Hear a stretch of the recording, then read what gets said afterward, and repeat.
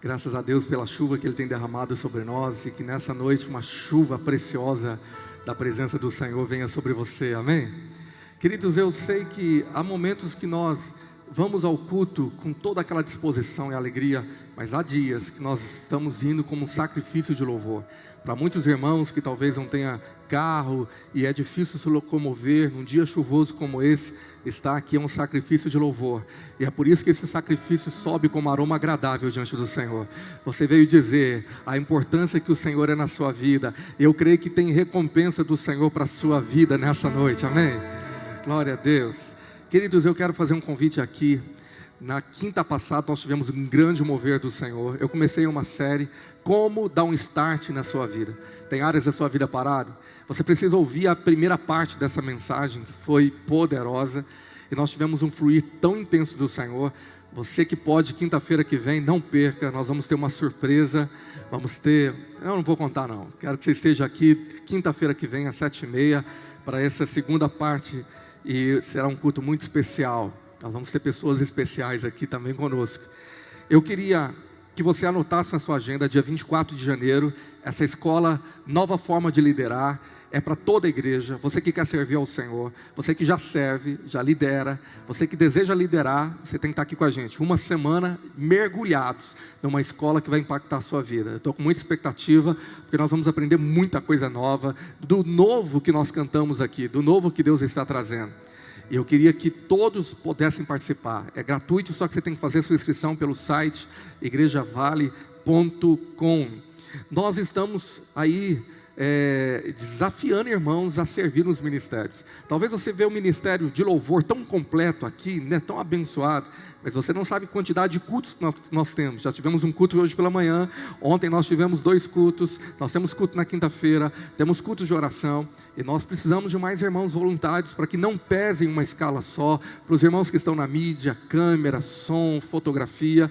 Você que pode e tem um talento, quer fazer parte do ministério de acolhimento, que é o Conexão, de obreiros, com as crianças que estão sendo ministradas, entra no nosso aplicativo ou no nosso site, se inscreva, dê o seu nome, nós vamos entrar em contato com você. E você que quer fazer parte de qualquer ministério, venha fazer essa escola de treinamento do dia 24, que ela vai ser muito importante para a sua vida.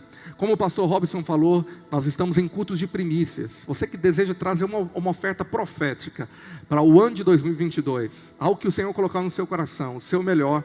Aqui na frente do altar nós temos ainda envelopes de primícias, para que você ministre uma oferta profética para o ano de 2022. Toda essa oferta está sendo revertida para o grande desafio que nós temos de pagar esse climatizador que nós fizemos aqui. Eu estou tão feliz que alguns irmãos estão reclamando de frio. Irmãos, eu tenho 20 anos que eu queria ouvir isso, eu estou numa alegria, você não tem ideia. Os irmãos reclamavam de calor, e agora estão reclamando de frio. Foi, aleluia. Frio é muito fácil. Fala para quem está ao outro lado, vem de blusa, cobertor.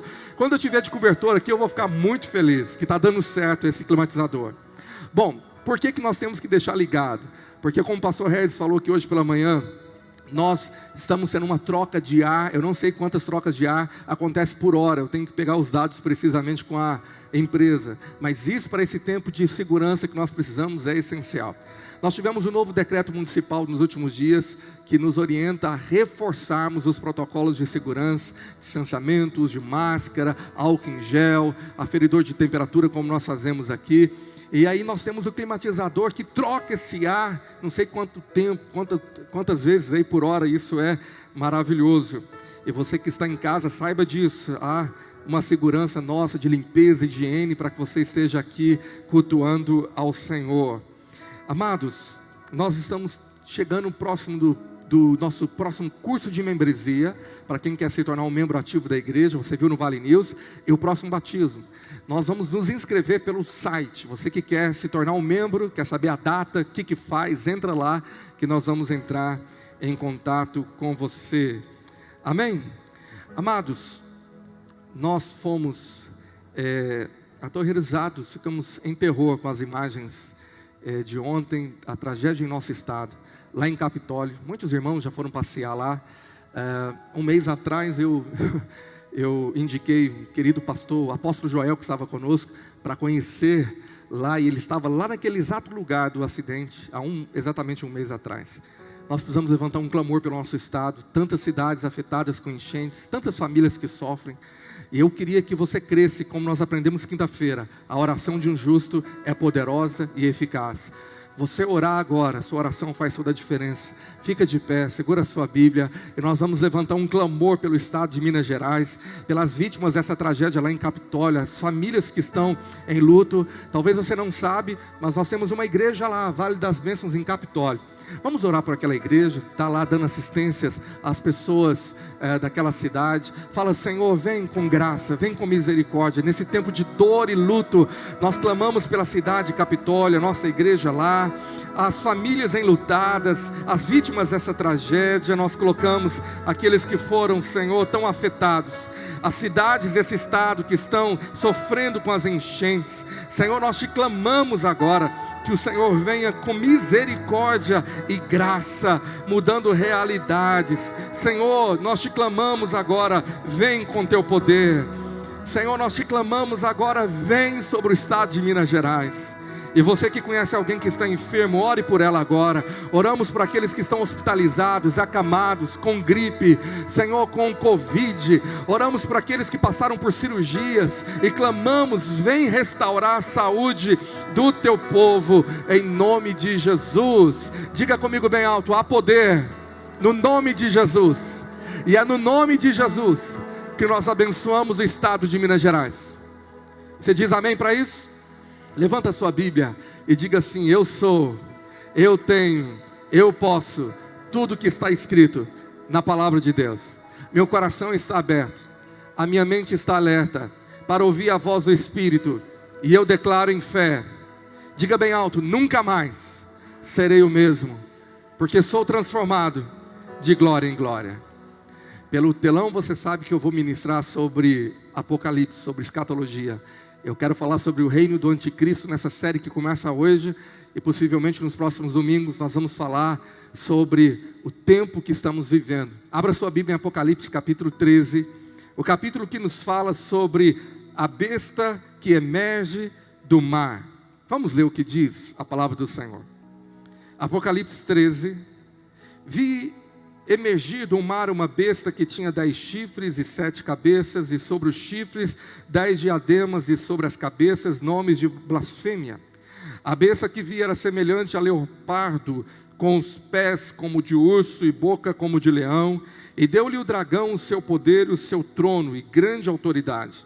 Então vi uma de suas cabeças como golpeada de morte, mas essa ferida mortal foi curada, e toda a terra se maravilhou, seguindo a besta. Bom, deixa eu continuar a leitura, mas segue na sua Bíblia, deixa eu te trazer uma explicação, porque a Bíblia se explica, não é mistério, é revelação. Apocalipse significa revelação. Vi emergir uma besta que tinha 10 chifres. Aqui nós temos uma linguagem de sinais, são símbolos, não é literal nesse capítulo. A besta simboliza um ser que é indescritível, é um ser que tem tal autoridade, um ser que o Senhor diz que é algo que nunca houve antes. Ela emerge do mar. Mar, no Apocalipse, é símbolo das nações. Depois eu vou te mostrar isso. Então ela vem das nações, possivelmente das nações gentílicas, isto é, que não tem ligação com Israel. Ela tem 10 chifres. Chifres representam autoridade. E diadema significa poder, são coroas.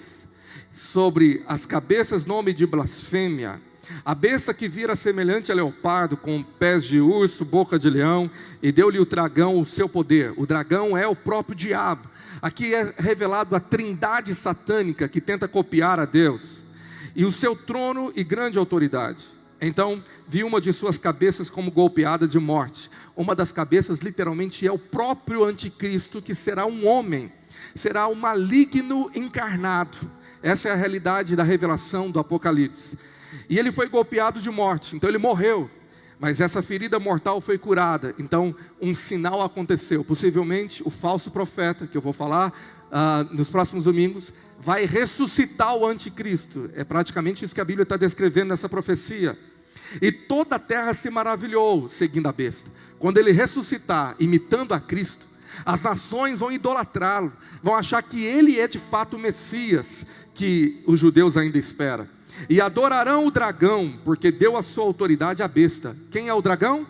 Satanás. Então agora ele vai ser adorado, porque ele deu a autoridade à besta. A besta é quem? O anticristo. O anticristo então vai ser idolatrado. Também adoraram a besta, dizendo: quem é semelhante à besta? Quem pode pelejar contra ela? Foi-lhe dado uma boca que proferia arrogâncias e blasfêmias, e autoridade para agir 42 meses. 42 meses é a grande tribulação, 3 anos e meio. A Bíblia diz: e abriu a boca em blasfêmias contra Deus, para lhe difamar o nome e difamar o tabernáculo, a saber, os que habitam no céu. Foi-lhe dado também que pelejasse contra os santos e os vencesse. Deu-lhes ainda autoridade sobre cada tribo, povo, língua e nação. E adorá-la-ão todos os que habitam sobre a terra, aqueles cujos nomes não foram escritos no livro da vida do Cordeiro, que foi morto desde a fundação do mundo. Se alguém tem ouvidos, ouça. Vamos ler esse versículo bem alto e bem forte. 1, 2, 3 já. Se alguém tem ouvidos, quem tem ouvidos aqui? Coloca a tua mão no teu ouvido e fala: abre o meu ouvido espiritual, Espírito Santo, me faz entender, me dá revelação. Fala: eu quero compreender a tua palavra, no nome de Jesus. Diga para quem está perto de você: Deus vai falar com você, querido irmão. Você pode se sentar. No final do ano passado, essa imagem, ela aterrorizou, foi um terror para os cristãos do mundo inteiro, quando um casal de artistas, foi assim que eu li, colocaram essa estátua do leopardo com asas na frente da ONU. Você sabe o que significa a ONU? Essa estátua foi algo que assustou muita gente, dizendo da semelhança com a besta do Apocalipse 13. E alguns começaram a dizer que era o anticristo, que começou. E o pastor Tube, que é irmão do pastor Yuyu, eles ficaram assim alarmados. Você conhece o pastor YouTube? Esse pastor, tem pastor ensinando Apocalipse, escatologia, e os cristãos ficaram lá aterrorizados. E alguns me perguntaram. O primeiro foi o meu filho, falou: pai, eu estou ouvindo todo mundo dizendo que a besta já está lá na ONU, nas Nações Unidas, e já começou. E ele ficou curioso com tanta coisa que ele talvez ouviu pela internet. Talvez você também. E quando você lê Apocalipse e é um conhecedor da Bíblia, você sabe da semelhança. Mas se você estuda mais um pouco, se você é um pouco mais conhecedor, você sabe que não é a primeira vez que aparece essa imagem descrita na Bíblia. Primeiramente, ela apareceu para o profeta mais bonito da Bíblia, o profeta Daniel. Aleluia! Daniel capítulo 7, ele tem a visão dessa estátua, literalmente, o leopardo com pé de ursos, com asas de águia. Bom, Daniel, ele foi o primeiro a ter revelações do Apocalipse, como outros profetas também tiveram, como Joel e Zacarias e Malaquias. No Novo Testamento, Jesus vem e começa a revelar sobre o fim. Então ele usa o apóstolo João para ter a revelação total de Apocalipse, da qual ele escreve a visão. E quando ele tem a visão, ele vê a visão da besta, e ele descreve que era ela semelhante a leopardo, com pés como de urso, boca como de leão, e foi-lhe dado poder. Apocalipse 13, 2. Bom, então é óbvio que é uma semelhança. A pergunta é: pastor, aqui se trata da imagem da besta? Nós já estamos vivendo, já é o anticristo ali? Bom, estudiosos sabem que nesse texto, no capítulo adiante, revela que o falso profeta, ele vai criar uma imagem da besta, do anticristo. E acontece que em determinado momento, essa imagem vai ser colocada no lugar sagrado, e ela vai acontecer um grande sinal, que a estátua ou a imagem vai falar. Muitos estudiosos acreditam que isso se trata de um sinal literal, que vai acontecer, de verem, como muitos relatos há, de imagens que choraram sangue, derramaram lágrimas, só que essa estátua, ela vai abrir a boca, ela vai falar. E quando isso acontecer, mais idolatria, mais adoração, mais as nações vão ficar impactadas com essas realidades que Apocalipse revela. Bom, deixa eu te dizer uma coisa. Nós temos um cenário apocalíptico, na frente da ONU essa imagem. Nós estamos num tempo de pandemia que não acaba, ondas com novas variantes desse vírus. Nós estamos vivendo realidades no mundo todo, aonde a Bíblia diz que seria o início das dores. O início das dores já é uma realidade. Mas a pergunta é, que nós vamos meditar nos próximos domingos: já começou a tribulação? Estamos chegando na grande tribulação? Já começou o tempo do anticristo aparecer? Então a pergunta é, ele já está na terra? Será que ele já nasceu? Porque ele é um homem que o diabo vai usar, que vai encarnar. A pergunta é, que tempos são esses? São tempos de cumprimento profético, literal? Será que nós estamos diante do anticristo aqui com esses sinais? Ou está sendo preparado o cenário com tudo que estamos vivendo à nossa volta? Ou será que será de repente o cumprimento da profecia? Algo estrondoso vai acontecer, que uma reviravolta mundial acontece como no lançamento de uma bomba, ou de um início de uma guerra, como arrebatamento de milhares de pessoas, e que no outro dia fala no jornal, é necessário as nações se unirem, pelo menos 10 governantes mundiais, e dentre esses 10 precisa ter um que esteja à frente. Aí nós temos todo o quadro de Apocalipse 13 montado. Pode ser rápido ou pode ser paulativo. Pode ser uma preparação com uma pandemia mundial, aonde muitos falam que precisa ter uma cabeça que governa, uma cabeça que pensa pelas demais, que vão acusar o Brasil e outras nações de descumprirem obrigações com respeito à exigência sanitária, e a Organização Mundial vai dizer, vai ser exigido um governo ou se submeter a um líder mundial. Você acha que isso está longe? Você acha que está longe uma realidade, colocarem um sinal na mão direita ou na fronte, sem esse sinal ninguém compra, ninguém vende, que é o próximo capítulo que nós vamos estudar? Será que isso está longe? Você sabe que o quadro apocalíptico, ele é muito claro, para que você estude, para que você saiba, porque Jesus disse que não queria que ninguém da sua igreja fosse pego de surpresa. Jesus, ele começa a revelar os sinais, responde aos discípulos, e nós sabemos que a grande tribulação é uma realidade literal, ela vai acontecer, ela é um período de 7 anos, foi abreviado porque dias como esse nunca houve e nunca haverá, diz a palavra, e a grande tribulação, da qual será o soar das 7 trombetas, ela acontece num prazo de 3 anos e meio. A maioria dos teólogos ao longo da história da igreja, e os teólogos atuais, eles concordam em muitos temas, que esse tempo é literal, que vai ser de fato os dias de 3 anos e meio. Agora, na grande tribulação, o grande personagem, o sinal que vai estar atuando num reino, é chamado o reino do anticristo, e é isso que eu quero falar hoje. Durante os 7 anos da tribulação, e principalmente a grande tribulação, quem vai estar em cena é essa figura que a Bíblia chama de besta. Aqui ele vai ter o seu domínio, ele vai ter uma liderança mundial. Eu não quero discutir a sua linha escatológica ou sua visão teológica. Nós temos pelo menos 4 linhas teológicas de estudiosos da Bíblia, de pessoas que querem se aprofundar mais. A primeira são aqueles que são chamados de pré-tribulacionistas. Quem são esses? Esses creem, como a maioria dos pentecostais, que a igreja não passará pela grande tribulação, porque ela vai ser arrebatada antes. Então muitos ficam nessa fé, nessa paz, aleluia, eu não vou ver o anticristo, eu não vou ver as trombetas e soarem da grande tribulação, porque a igreja já terá sido arrebatada. Essa talvez é a maioria dos cristãos. O segundo grupo de cristãos são chamados de pós-tribulacionistas. Esses creem que a igreja vai passar pela tribulação. Os dois grupos têm bases bíblicas poderosas, e é tão complicado você discutir com ambos, porque há bases bíblicas, tanto para um argumento ou para outro. O meu pastor que me batizou, ele é pós-tribulacionista, ele acredita que a igreja vai passar pela grande tribulação, e grandes homens de Deus, estudiosos, respeitáveis, que já se foram e atuais, creem que a igreja vai passar pela grande tribulação.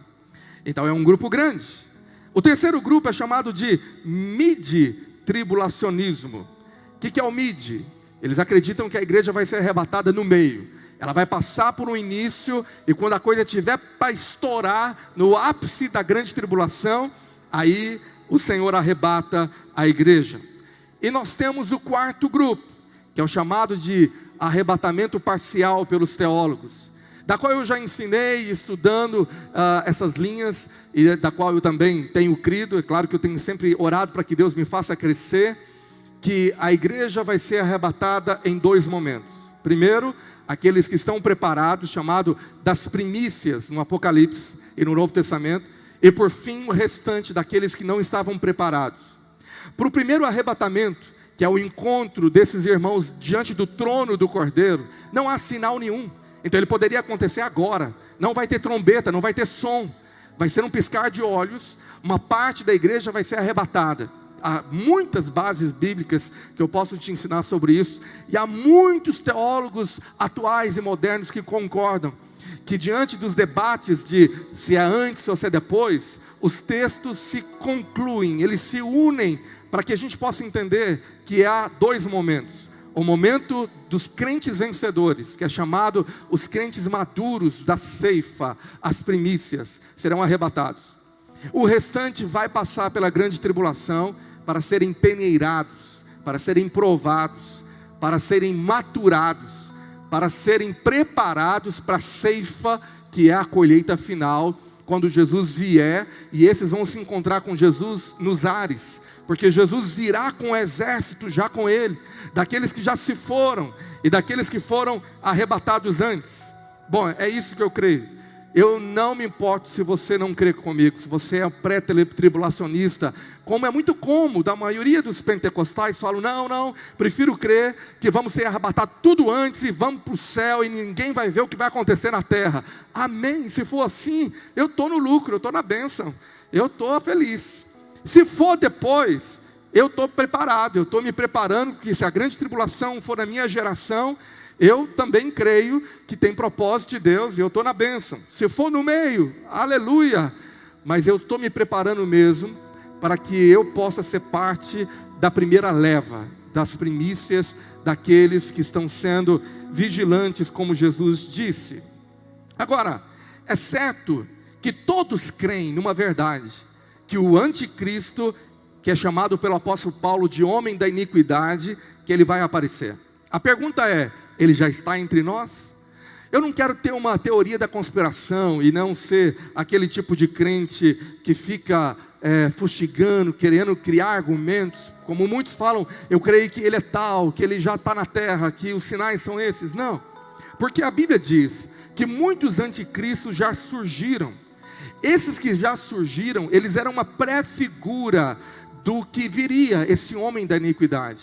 Eles agiam no espírito do anticristo. O apóstolo João, o mesmo que viu o Apocalipse, na sua primeira carta, capítulo 4, verso 3, você sabe que quando eu vou falar temas assim, há muito texto bíblico, é necessário você ter um caderno, um papel, ouvir de novo essa mensagem que está sendo gravada, anotar no seu celular. 1 João 4, 3. E todo espírito que não confessa a Jesus não procede de Deus. Pelo contrário, este é o espírito do anticristo, a respeito do qual tendes ouvido que vem e presentemente já está no mundo. João escreve isso há 2000 anos atrás. E já na época que ele escrevia, o espírito do anticristo já atuava. Então nós sabemos que houve homens na história que era uma personificação do anticristo. Contra Deus, contra Cristo, contra a sua palavra. Nós temos imperadores romanos, nós temos Hitler, nós temos homens que foram abertamente contra Cristo, dizendo, não existe Deus. E esses homens fizeram atrocidades durante a história da igreja até agora.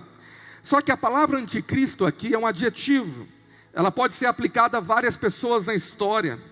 E todos que vieram antes foram uma sombra daquele a respeito do qual se pode dizer que é o próprio anticristo, o diabo personificado, o diabo encarnado num homem, que a Bíblia diz que ele tem o mesmo poder que o diabo tem. Eu não sei como isso vai ser literal. Alguns acreditam que vai ser um clone, que vai ser metade máquina, metade homem, que vai ser metade estátua, metade gente. Eu não sei, não quero especular. Mas aqui a Bíblia diz que ele vai ter um poder de fazer sinais, mandar fogo cair do céu, ele vai ser ressuscitado, a imagem dele fala, é algo que nunca foi visto. O apóstolo Paulo, quando ele vai ensinar a igreja de Tessalônica, na sua segunda carta, 2 Tessalonicenses 2, 3, ele fala assim, Ninguém de nenhum modo vos engane, porque isto não acontecerá sem que primeiro venha a apostasia e seja revelado o homem da iniquidade, o filho da perdição. O homem da iniquidade e o filho da perdição é aquele que Jesus disse que era o abominável que haveria de vir. Jesus tinha dito assim também e Paulo confirma. 2 sinais da grande tribulação. Primeiro é a apostasia, amor de muitos se esfriar, gente se voltar, se abandonar ao Senhor, desviar da igreja, esfriar da sua fé, viver por dinheiro, viver por mundo, viver para si mesmo. E o outro sinal, além da apostasia, seria o aparecimento ou surgimento da qual ele vai ser revelado. Então Apocalipse 13 é o momento que ele se revela. Ele vem das nações, as nações liberam ele. Então há um movimento, há um conclavo de nações, para que no meio político seja colocada essa figura no cenário de poder e autoridade mundial. E também nós sabemos aqui que há uma descrição simbólica de sinais que o apóstolo João revela, para falar que esse homem, que esse poder é indescritível, é besta, porque é feroz, porque vai fazer coisas que nunca foi visto antes, não há nada similar. O profeta Daniel já tinha tido essa visão, e a visão dos animais de Daniel era uma revelação dos impérios humanos que viriam ao decorrer da história, todos os impérios até o Império Romano. E Daniel 7,6, ele vê a mesma imagem. Isso é maravilhoso, a sincronia, a perfeição bíblica. Daniel viveu muitos e muitos anos, milhares de anos antes de João, mas o Senhor revela a ambos o que há de acontecer. Daniel 7,6. Depois disto continuei olhando, e eis aqui outro semelhante a um leopardo, e tinha nas costas 4 asas de ave. Tinha também este animal 4 cabeças, ele foi-lhe dado domínio. Os animais de Daniel simbolizam impérios que já existiram, e aponta para o império mundial do anticristo. Apocalipse 13 traz todos os elementos da revelação de Daniel, contém todos os elementos dos impérios mundiais que já passaram, desde Babilônia até o Império Romano, e se refere agora ao reino ou império do anticristo. Esse é o tema da minha mensagem. Fala que ele virá das nações, possivelmente não será um judeu, como muitos achavam que poderia ser. Pastor, por que ele virá das nações? Apocalipse 13:1 fala que a besta surge do mar. E se você quer ter revelações dessa linguagem simbólica e espiritual, você tem que ler o todo para se lembrar. Ela emerge do mar, e no capítulo 17, verso 15, o próprio livro do Apocalipse revela o que é o símbolo do mar. Apocalipse 17:15. Falou-me ainda, as águas que viste, onde a meretriz está assentada, são povos, multidões, nações e línguas. Ele vem das nações, ele reina sobre as nações, ele é uma encarnação do maligno, ele morrerá e ressuscitará, e fará muitos prodígios e sinais. Lá em 2 Tessalonicenses, no capítulo 2, no verso 9, o apóstolo Paulo falando sobre a revelação escatológica. Paulo também, ele teve visão de escatologia, isso é maravilhoso. Ele fala assim: ora, o aparecimento do iníquo é segundo a eficácia de Satanás, com todo poder e sinais e prodígios da mentira, com todo engano de injustiça aos que perecem, porque não acolheram o amor da verdade para serem salvos. E é por este motivo, pois, que Deus lhes manda a operação do erro para darem crédito à mentira. O que Paulo confirma aqui com João é que os prodígios vão ser tão poderosos, vão ser coisas assim tão aterrorizantes, que vai confundir até os santos, porque vai cair fogo do céu, eles vão achar que ali é o Messias mesmo. E agora Paulo revela o porquê Deus vai permitir que a maior parte, ou as nações, caem no domínio do erro, ou creem no anticristo. Por quê? Porque o verso de número 10, a Bíblia fala que eles não acolheram o amor da verdade para serem salvos. Eles rejeitaram. Quando tinham oportunidade, no tempo da graça, eles não deram ouvidos, eles ignoraram. E quando agora vem o cumprimento profético, eles vão cair no erro. E talvez você fale: pastor, e se eu morrer antes? E se não começar na minha geração? O que vai acontecer com os crentes que morreram antes? A Bíblia fala que eles vão comparecer diante do tribunal de Cristo. Eles vão de prestar contas.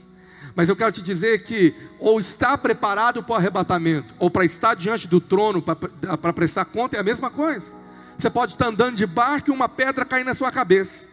Você pode estar andando na rua e algo que você nunca espera acontecer, porque ninguém sabe que o seu relógio conta uma contagem regressiva, que somente Deus sabe a hora da qual você vai se apresentar diante dele. A Bíblia diz que cada um vai prestar conta individualmente diante do trono do Criador. Então, o temor é o mesmo. A Bíblia fala que esse anticristo terá poder de matar os santos e até mesmo as duas testemunhas que vão aparecer em Jerusalém. Poderia ser Moisés e Elias? A Bíblia diz em Apocalipse 11, verso 7: quando tiverem então concluído o testemunho que devem dar, a besta que surge do abismo pelejará contra elas e as vencerá e a matará. Esse poder é tão terrível que vai matar as testemunhas de Deus que vão aparecer em Jerusalém. E também a Bíblia fala que vão matar os santos. Nós vamos falar sobre isso domingo que vem. Como que o anticristo nesse reino tem poder para matar crente, para matar santos. Como que isso pode acontecer nesse cenário de revelação do Apocalipse? Mas antes, eu quero focar com você hoje, que a Bíblia revela que esse homem da iniquidade, ele está para surgir a qualquer momento. Então possivelmente se ele for um jovem de 30 e poucos anos ou 40 anos, ele já pode, num cenário que muda da noite para o dia, como uma pandemia mudou o cenário mundial, mudar a história em poucos dias, em poucas semanas. Você está vendo que está tudo sendo preparado para isso. Em poucas semanas, o mundo parou. Você está vendo coisas que você nunca imaginava ver diante dos seus olhos. Então acontecer de repente não vai ser inusitado, não vai pegar ninguém de surpresa, porque as coisas estão aceleradas. Você está entendendo? Você concorda comigo? Amém? Ou acontecer paulatino, ano após ano. Um vai e coloca uma imagem do leopardo com asa na frente da ONU. O outro se intitula e declara que precisa ter um líder mundial. O outro, agora presidente dos Estados Unidos, começa a fazer declarações em concordância que é necessário a reconstrução do templo judeu de Salomão em Israel. Se você está antenado nas notícias, nos acontecidos, nos fatos que estão diante dos nossos olhos, e você não pega, não presta atenção.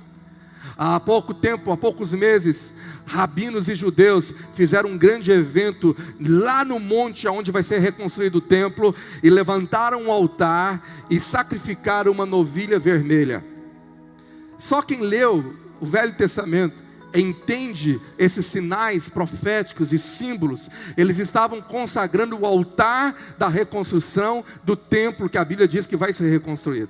Hoje parece ser algo muito difícil, porque tem o domo da rocha lá. Como que vai tirar os muçulmanos daquele monte? Eu não sei, mas eu sei que tudo é possível diante do cenário que a gente está vivendo, de mudar drasticamente. Um acordo de paz. A Bíblia diz que esse anticristo será o promotor disso. E no meio do tempo de paz, ele vai quebrar a aliança com Israel, e ele vai colocar a imagem dele dentro do templo de Israel, que deve ser reconstruído. São profecias cronológicas, históricas, claras na Bíblia, que todo estudioso da Bíblia começa a enxergar e a se preparar. Então ele poderia surgir esse ano, o anticristo. Eu creio nisso. Agora a pergunta é: pastor, por que não surge? Por causa de uma profecia. O apóstolo Paulo foi usado para revelar o que detém o aparecimento desse homem abominável, esse maligno, que Jesus disse que ele viria, que ele ia fazer atrocidades, ia matar crentes, ele ia blasfemar contra Deus, colocar uma imagem blasfêmica dentro do santuário, ele vai fazer atrocidades terríveis. O que detém esse homem da iniquidade? Paulo diz em 2 Tessalonicenses 2:6. Agora devemos saber o que detém, olha lá. E agora, sabeis o que o detém. O detém é o que está segurando o surgimento dele, para que ele seja revelado somente em ocasião própria. Deus está segurando o tempo de Deus é perfeito. Tudo está marcado, tudo está sincronizado. Deus não está atrasado, Deus não está com pressa. Ele tem o tempo em suas mãos. Ele é o soberano, o alfa e o ômega, início e fim. O relógio celestial, o Kairos, está nas mãos dele. E o Cronos também. Você pode dizer amém? Pedro diz que 1000 anos são como um dia para esse Deus. Então ele está segurando para a ocasião própria. Agora a pergunta é: pastor, o que eu devo saber? Quem o detém? Quem hoje aqui em Campo Belo, em Minas Gerais, no Brasil, na América do Sul, no Ocidente, em todo o globo, detém esse homem da iniquidade de surgir? Verso 7: com efeito, o mistério da iniquidade já opera, e aguarda somente que seja afastado aquele que agora o detém. Em parte ele já está operando. O espírito do anticristo já está operando na educação, na saúde, os 4 cavaleiros atuando sobre a terra, trazendo pandemia, indo contra a palavra do Senhor, gerando apostasia, gerando imoralidade, proibindo o casamento, destruindo a família. Então o espírito do anticristo, como diz João, já opera. Você está entendendo? A iniquidade já opera. Mas aguarda somente que seja afastado aquele que agora o detém. Detém quem? Detém a materialização e a consumação de todo o poderio do diabo na figura de um homem chamado anticristo. Ele é literal, vai ser um homem mesmo que vai se levantar, e ele vai ser usado com todo o poder que o diabo vai dar para ele. Tanto é que tem um mistério poderoso no capítulo 11 que revela como é o diabo de Apocalipse, o grande dragão. Se você comparar com o capítulo que nós lemos, o capítulo 13, ou melhor, capítulo 12, fala sobre o grande dragão. A imagem é a mesma, para declarar que o anticristo vai ter o mesmo poder que o diabo tem, que Satanás tem. E o que agora o detém, está segurando o surgimento? Olha o verso 8: então será de fato revelado o iníquo, a quem o Senhor Jesus matará com o sopro de sua boca, e o destruirá pela manifestação de sua vinda. Aleluia, isso vai acontecer apenas com o sopro da boca do Cordeiro de Deus. Todo o poderio das trevas vai cair. Satanás é o grande imitador, ele quer imitar a Trindade, ele quer imitar gerando um filho, que é o anticristo, que vai ressuscitar igual Jesus, que vai fazer milagres para enganar, parecendo com Jesus, mas o próprio Cristo, com o sopro de sua boca, o destruirá pela manifestação da sua vinda. Aleluia. Você pode dizer amém? Pastor, então o que o detém? Crenças antigas, e eu cresci ouvindo pastores acreditando que o que Paulo se revela como aquele que o detém seria a própria pessoa do Espírito Santo. Até mesmo nos seminários que eu já fiz, eu já vi professores, teólogos acreditando nisso, porque muitos falavam, não tem outro meio, não tem um outro poder. Então é o Espírito Santo que está na terra. Então quando o Espírito Santo for retirado ou subir, aí o anticristo vai operar, porque nada poderá segurá-lo. Bom, mas nós não temos nenhuma base bíblica para isso, nenhuma evidência bíblica. Não há, pessoas começam a fazer conjecturas que seria o Espírito Santo. Mas é muito difícil, sabe por quê? Porque durante a grande tribulação vai ter salvação na terra. Vai ter crente desviado que vai se arrepender, que vai ser perseguido pela besta, pelo anticristo, que não vai aceitar a marca da besta, e se não aceitar, vai ser salvo, vai ser perseguido, vai ter que fugir para outros lugares, vão esconder em montanhas, são as profecias bíblicas, mas serão preservados e serão salvos, aleluia, diante de muita perseguição. Esses crentes não sofrerão a ira do Cordeiro, das 7 taças da grande tribulação, mas vão sofrer na mão do anticristo. Na mão do Senhor não, porque Jesus já pagou todo o nosso pecado, e a ira que era sobre nós foi derramada lá na cruz. Não há mais ira para quem é salvo, amém? Mas tem a ira do diabo. O diabo está irado contra Deus, e o alvo dele é a igreja. Então quando ele souber que pouco tempo lhe resta, ele virá com fúria total, sabendo que agora são poucos passos até que o milênio seja estabelecido, que Cristo reinará por 1000 anos, e Satanás será aprisionado com seus demônios, e o reino de Cristo irá se manifestar. Mas antes do reino de Cristo, que nós vamos aprender, existe o reino do anticristo, que o melhor nome seria império, império do diabo. perseguindo igreja, perseguindo crente, perseguindo Israel, diz aqui no livro de Apocalipse. Então, eu não creio que seja o Espírito Santo, porque não tem base bíblica. Pastor, então quem é? Quem seria? Eu acredito que esses que estão detendo o surgimento hoje da personificação do homem da iniquidade, que é o anticristo, é chamado em todo o Novo Testamento daqueles crentes vencedores, crente consagrado, santificado, que são sal da terra, luz do mundo, que cumpre as recomendações do seu Deus, do seu Cristo, que é vigiai e orai, para que não sejam pegos de surpresa, para que sejam preparados. Então eu creio que os crentes que vão ser arrebatados antes da grande tribulação, antes do anticristo surgir, que eu quero chamar de crentes vencedores, ou mais que vencedores, ou chamado das primícias da ceifa. A primícia é a parte que amadureceu primeiro, é a parte que é a primeira parte a ser colhida. Em todo o cenário bíblico há essa alusão. Havia a festa das primícias em Israel. A primeira parte da colheita da lavoura, é a primeira parte madura que não pode se perder. É essa que é colhida primeiro. Então Deus vai colher primeiro as suas primícias. Esses se encontrarão diante do trono do Cordeiro, diz Apocalipse.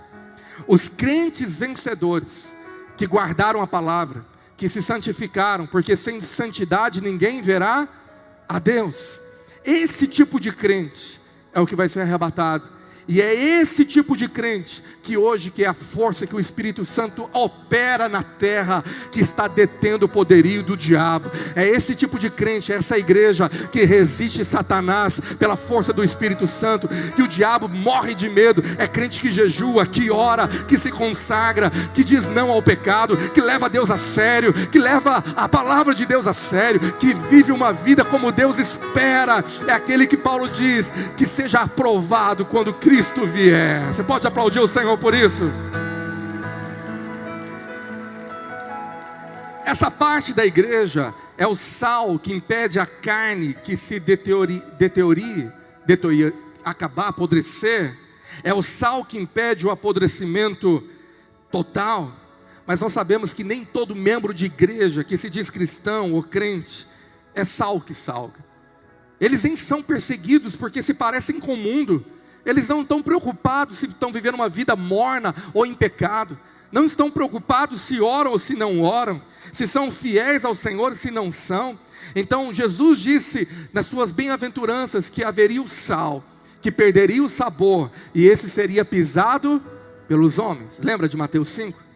Então nós sabemos que há gente que não brilha a luz de Cristo, que há crentes que não fazem a diferença. Mas nós temos os crentes que são sal da terra. É esses que estão impedindo o surgimento do anticristo. É esses que o diabo está morrendo de medo. É esses que o Senhor vai retirar da terra. E quando essa parte da igreja cheia do Espírito Santo subir, aí, meu irmão, nada segura. O poderio das trevas poderá vir como uma enxurrada, porque não haverá mais crente nesse nível de consagração, de santidade. Porém, antes da grande tribulação, esses crentes santos, vencedores, serão arrebatados. E quando isso acontecer, abrirá o caminho para ser liberado, para o diabo manifestar toda a operação do engano, como está escrito aqui em 2 Tessalonicenses. Então o mistério da iniquidade já opera, e há muitos anticristos na terra, agindo hoje, que já surgiram e que estão atuando na mídia, na política, na economia, estão lá no espírito do anticristo, mas ainda não chegou aquele que é o de fato, a personificação do mal que há de vir. Está fácil de entender? Quem está entendendo, diga amém. Então, o Senhor disse que por não acolherem o amor da verdade para serem salvos, 2 Tessalonicenses 2:10, é que Deus lhe manda a operação do erro. Deus vai permitir a enxurrada vir levar a todos, quando cada passo da profecia escatológica se cumprir, e eles vão dar crédito à mentira para serem enganados e julgados, todos quanto não derem crédito à verdade, antes pelo contrário deleitam com a injustiça. Então vai se cumprir profecias como de Paulo, que diz que nos últimos dias seguirão doutrinas de demônios. O anticristo terá um doutrinamento, da qual grande parte da população mundial se renderá a ele. Então a pergunta hoje é: pastor, o que é necessário para eu fazer parte do arrebatamento e não estar aqui na grande tribulação? Eu quero ser parte das primícias. Quem é o crente da primícia? É o crente maduro, de Romanos 8, eu preguei isso no ano passado. É o crente teleios, o crente que está sendo completo. Não é perfeito, mas é ser completo. Então eu quero terminar essa parte hoje, que eu vou continuar domingo que vem, eu vou falar sobre o falso profeta. Eu quero te falar sobre o que Deus espera que eu e você façamos, para que nós possamos ser parte desses que hoje estão detendo o poderio da iniquidade. Primeira coisa que nós temos que fazer: ouvir o que Jesus disse para a igreja. Então nós temos que voltar no início de Apocalipse, as 7 cartas à igreja, Jesus falando para a sua igreja. Apocalipse 3, verso 10, Jesus fala à sua igreja o seguinte: porque guardaste a palavra da minha perseverança, também eu te guardarei da hora da provação que há de vir sobre o mundo inteiro, para experimentar os que habitam sobre a terra. O que Deus está dizendo que Ele espera de nós? Que guardemos a palavra. Irmãos, nós estamos vivendo um tempo que menos crente lê Bíblia. Faça uma análise por você só, não precisa julgar o seu irmão. Como que é a sua vida com Bíblia? Você lê um versículo e olha lá, você não está querendo estudar, saber o que vai acontecer, o que Deus espera de mim, o que o Espírito Santo precisa me lembrar daquilo que o Senhor já me deu nas Sagradas Escrituras. A Bíblia diz que eu te guardarei da hora da provação. Que hora é essa? É a grande tribulação.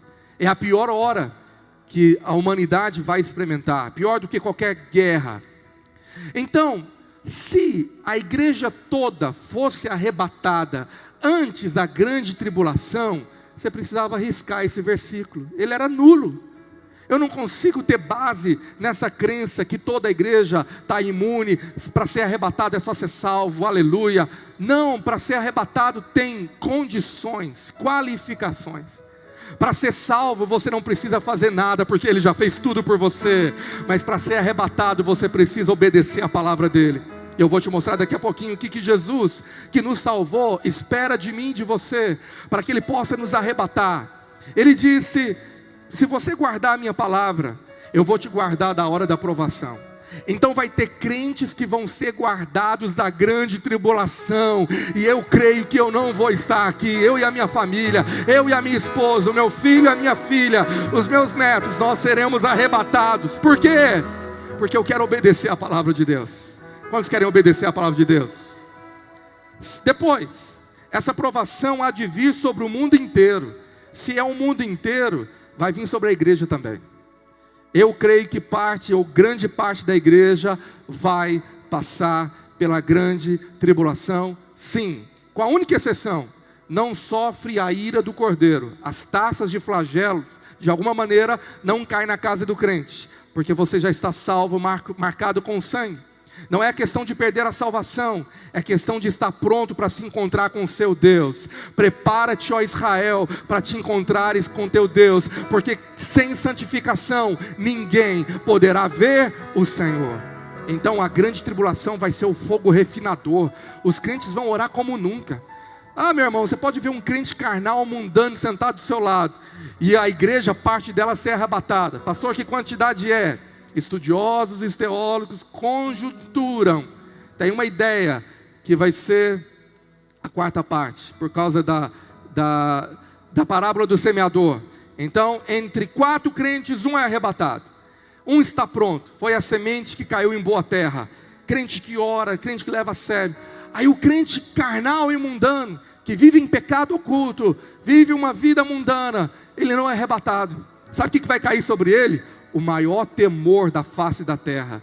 E vai acontecer a profecia de Joel 2, os sinais vão acontecer, o Espírito Santo que ele vai estar aqui na terra, vai produzir o maior reavivamento da história. Esses crentes que ficarem ou deixados para trás, vão pregar o Evangelho como nunca, meu irmão, vão sair destemidos, sem vergonha nenhuma, dizendo: eu fiquei, mas agora eu vou anunciar que o Senhor é real, Ele está voltando para nos buscar. Só que eu não quero estar aqui, eu não quero ser parte desse. Eu quero ser parte daqueles que foram guardados da hora da provação que há de vir sobre todo mundo, para experimentar os que habitam sobre a terra. Então eu quero obedecer o que Jesus pedisse, porque guardaste a palavra da minha perseverança.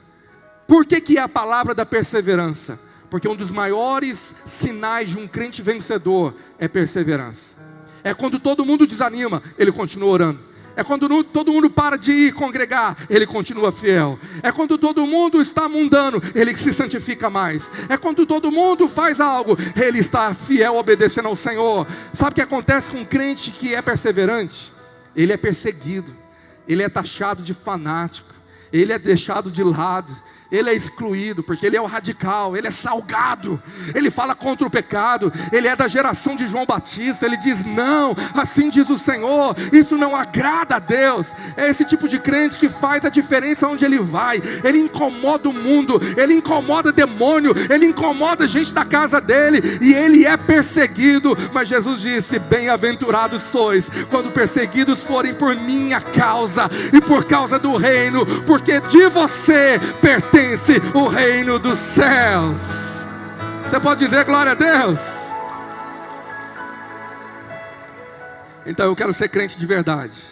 E por fim, Lucas 21, olha o que Jesus espera de crente que quer ser arrebatado antes da grande tribulação. Lucas 21, 34 diz assim, o próprio Cristo: acautelai-vos por vós mesmos, para que nunca vos suceda que o vosso coração fique sobrecarregado com as consequências da orgia. A primeira palavra é acautelar. Jesus gosta desse tipo de palavra, de confronto, que é vigilância. Tome cuidado, fique esperto, para que você nunca vos suceda que o vosso coração fique sobrecarregado com as consequências da orgia, da embriaguez, das preocupações deste mundo. Tem crente que só vive para essa terra, ele não vive para o céu. E para que aquele dia não venha sobre vós repentinamente como um laço. Que dia é esse? É um dia profético, é o dia do arrebatamento que você fica, e é o dia que começa a grande tribulação. Porque eu creio que o maior sinal que a grande tribulação vai começar é o arrebatamento da parte da igreja. Meu irmão, vai ser um estrondo mundial. Eles vão falar que era um ET no meio do povo. Você pode ter certeza, vão colocar coisa de extraterrestre, vão colocar tanta teoria, vão explicar a Bíblia dizendo Jesus era um ET, e esse povo que subiu era tudo extraterrestre. Vamos ter que armar o mundo inteiro com um exército bélico, porque eles vão atacar a terra. Meu irmão, os filmes de Hollywood, o anticristo, a mente pensante por trás, está preparando um cenário como esse leopardo de asas na frente da ONU. Organizações das Nações Unidas no mundo, preparadas para um cenário, porque eu não creio que tudo é, ou pode ser coincidência, como outros tão simplórios dizem. Não, isso não tem nada a ver com o anticristo, que de fato não é um anticristo, já te adianto isso, simplesmente é um cenário preparativo, porque esse leopardo é somente um anúncio dizendo: está chegando, se prepara. A pandemia é Deus te dando um alerta: se prepara. Tudo está sincronizado para que a palavra de Deus comece a acontecer, como num derramar de um jogo de dominó, uma peça empurrando a outra, e a primeira peça será o arrebatamento. Então não seja pego como um laço aquele dia, o dia de sofrimento, quando um vai ser levado, o outro deixado. Dois estarão no campo, um vai ser levado, o outro deixado. Jesus disse: estarão dentro da casa, um vai ser levado, o outro vai ser deixado. E Jesus está dizendo que aquele dia não venha sobre vós repentinamente como um laço. Para mim não vai ser um laço, porque eu estou preparado, dizendo: Senhor, eu quero consagrar a minha vida. Nós estamos no ano da oração, orando e vigiando. Para quê? Para dizer: Maranata, hora vem, Senhor Jesus, vem buscar a tua noiva. Seu coração tem medo, ou seu coração tem aquele desejo, dizendo: Senhor, volta logo? Jesus disse, verso 35, pois há de sobrevir a todos os que vivem sobre a face de toda a terra. E o que Jesus espera da igreja que quer ser arrebatada? Verso 36, anota, obedece, ore, obedeça. Vigiai, pois, a todo tempo. Fazendo o que, irmãos?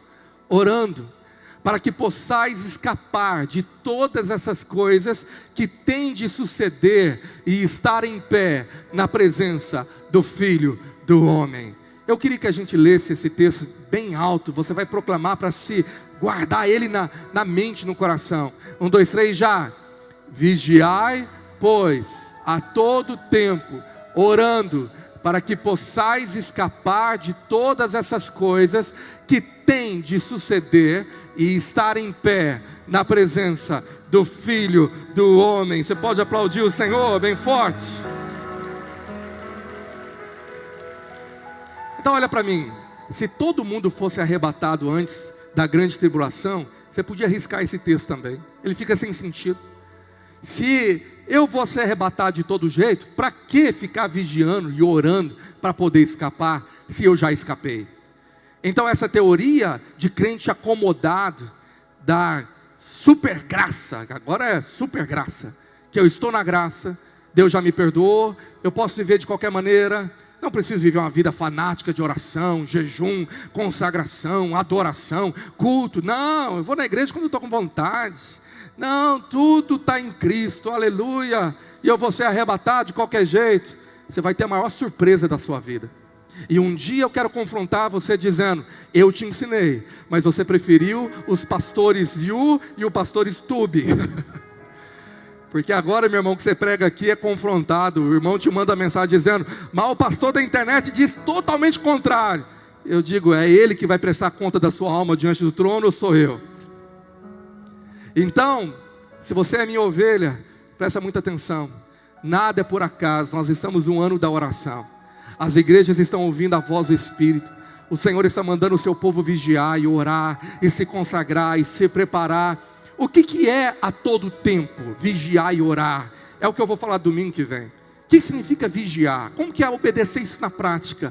O que é ficar orando para poder escapar dessas coisas que tem de suceder e estar em pé na presença do Filho do Homem? Todas as vezes em Apocalipse que se refere ao arrebatamento das primícias, é para encontrar com o Cordeiro de Deus diante do trono.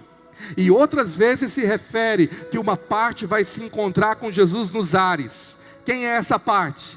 É a colheita final, é a ceifa daqueles que ficaram na grande tribulação. Verão Jesus vir nos céus, com todo olho o verá, e vão ser arrebatados nas nuvens. Primeiro os mortos em Cristo, diz Paulo, depois os que ficarem. Mas uma parte da igreja já estará com ele, estará voltando nos céus, porque já se apresentou diante do trono do Cordeiro. E é isso que eu mais anseio, estar diante do Cordeiro, de pé, na presença do Filho do Homem. Você sonha com isso? Você de pé, na presença do Filho do Homem. Então eu encerro te dizendo, profecia do Velho e profecia do Novo. O Velho Testamento termina com uma profecia dizendo: então vereis a diferença entre quem serve a Deus e quem não serve, do santo e do impuro, do ímpio. E Apocalipse termina o último capítulo dizendo: então vereis a diferença entre aquele que serve a Deus e o que não serve, do santo e daquele que não é santo, porque o santo vai se santificar cada vez mais, mas o impuro e ímpio ficará cada vez pior. O que você espera? O que você quer? A sua escolha para esse ano é continuar vivendo uma vida cristã morna, É uma vida cristã que não faz diferença onde você está. O nome do Senhor é zombado pela vida cristã de alguns que não têm testemunho nenhum de obedecerem a palavra de Deus, porque vivem de qualquer jeito e parecido com o mundo. Mas eu quero te dizer que há entre o povo de Deus aquele que é chamado de primícias, o sal da terra, a luz que brilha como candeia, sois como luzeiros no meio das trevas, diz o Senhor. É esse tipo de gente que vive orando, cheio do Espírito Santo, vencendo o pecado, vencendo tentações, dizendo não ao mundo, vencendo a si próprio. Esses estão lutando para escapar de todas essas coisas que têm de suceder. Você quer fazer parte desse time? Você quer fazer parte de crente radical, que leva Deus a sério, que crê na Bíblia de capa a capa, que crê que cada sinal está apontando: o nosso rei vem e não demora. Para ele 1000 anos é como um dia, e um dia como 1000 anos. Então pode ser nessa noite, pode ser nesse ano. Na visão da estátua de Nabucodonosor, uma grande pedra rolou e quebrou aquela estátua nos pés. No último império virá a grande pedra, a rocha que é Cristo, e vai esmiuçar o império do anticristo com o sopro da sua boca. Mas Daniel interpretou a visão de Nabucodonosor, aquele imperador, que aquela pedra que destruiu a estátua de ouro, com os pés de ferro e barro, ela foi crescendo, crescendo e se transformou numa montanha e cobriu toda a terra. Anticristo vai ser vencido, porque o nosso Rei dos Reis vai estabelecer o seu trono lá em Jerusalém. Ele vai pisar um pé num monte, um pé no outro, ele vai fender a terra e vai reinar por 1000 anos, e nós reinaremos com ele. Você pode aplaudir o Senhor por isso? Fica de pé onde você está. Por esse versículo que eu vou pedir que fique na tela, as promessas do arrebatamento são condicionais. Se você quer escapar, você precisa vigiar e orar. Versículo 36, por favor. Levanta suas mãos e fala: Senhor, me ensina a te obedecer. Me ensina a obedecer esse versículo. Eu quero orar hoje por crente morno, e só você sabe que você está morno. Só pode ser morno se você foi quente um dia, porque o gelado não fica morno. Talvez um dia você orou, você era fervoroso, e você está desanimado, você nem lê mais a Bíblia, você nem consegue orar mais, você nem sabe o que é vigiar e orar. Deus está te chamando para um concerto. Alinhe a sua vida com Deus, coloque o seu testemunho como algo importante de ser zelado, glorificar o nome de Jesus através das suas atitudes, através da sua vida. E eu quero fazer um convite àqueles que querem um reavivamento espiritual. Eu quero orar por você nessa noite, que deseja começar um ano tocado pelo fogo do Espírito. Você que precisa de um reavivamento, sai do seu lugar, vem aqui para frente desse altar e fala: Senhor, me esquenta, incendeia-me com tua glória.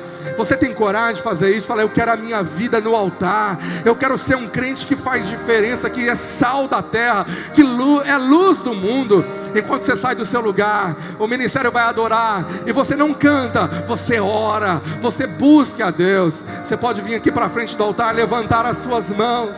Há muito espaço aqui, à direita, à esquerda. Sai do seu lugar. Você que está na galeria, desce para cá e fala: Senhor, eis-me aqui. Você pode chegar mais para frente, não fica no corredor, para que muitos irmãos venham aqui para frente. Tem muito espaço, que eu quero orar por você.